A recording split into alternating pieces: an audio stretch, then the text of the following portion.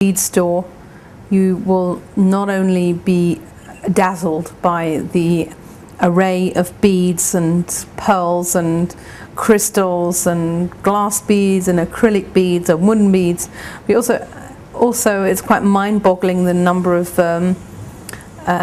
accessories there are, clasps and different things which help you finish off your piece of jewelry.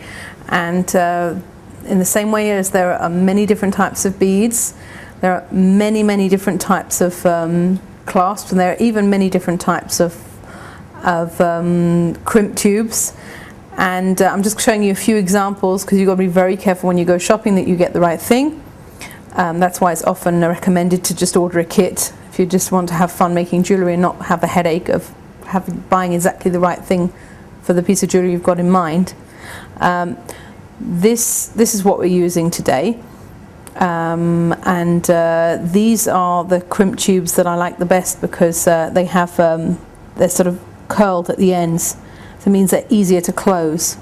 This is a much larger one, which is very suitable for if you're working with rubber or leather. If you're making a pendant or something and you want to finish it off, you just want to have it hanging on a thick cord.